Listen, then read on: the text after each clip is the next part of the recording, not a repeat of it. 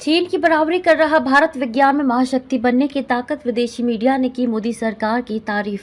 भारत आर्थिक शक्ति होने के साथ ही विज्ञान महाशक्ति भी बन सकता है। नेचर ने अपने संपादकीय में कहा कि जीडीपी का महज 0.64% खर्च करके भारत अंतरिक्ष में बड़ों की बराबरी कर रहा है, इसलिए और अधिक निवेश से वह महाशक्ति के रूप में उभर सकता है। संपादकीय में शोधकर्ताओं के हवाले से कहा गया है कि पूर्ववर्ती सरकारों द्वारा देश में बुनियादी अनुसंधान की उपेक्षा की गई। लीक से हटकर लिखे गए संपादकीय में कहा गया है कि भारत में आम चुनाव चल रहे हैं। इस बात की पूरी संभावना है कि एनडीए तीसरी बार सत्ता में आएगा।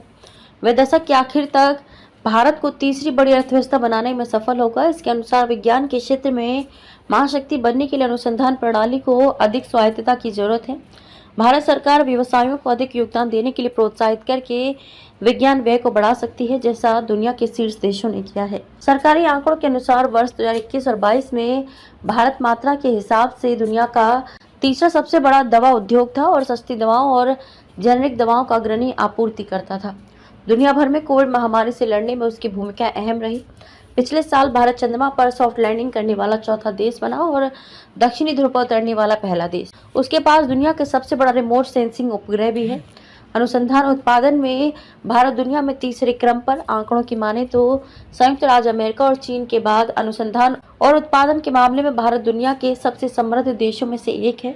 वर्ष 2014 से 2021 तक विश्वविद्यालयों की संख्या 760 से बढ़कर 1113 हो गई। पिछले दशक में 7 और आईआईटी स्थापित किए गए, जिससे इनकी कुल संख्या 23 हो गई है।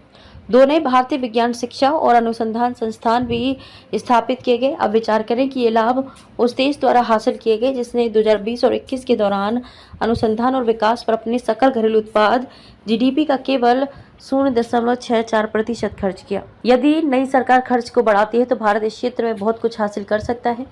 भारत का विज्ञान खर्च 2020 और 21 में 57.9 अरब डॉलर रहा। पिछले महीने प्रकाशित आंकड़ों के अनुसार वर्ष 2022 में आर्थिक सहयोग और विकास संगठन OECD में 38 उच्च आय वाले देशों का औसत R&D व्यय लगभग 2.7% था, जबकि चीन ने 2.4% खर्च किया। DST के अनुसार पूर्ण रूप से क्रय शक्ति समानता PPP के समायोजित भारत का विज्ञान खर्च 2014 और 15 में 50.3 अरब अमेरिकी डॉलर से बढ़कर 2020 और 21 में 57.9 अरब डॉलर हो गया।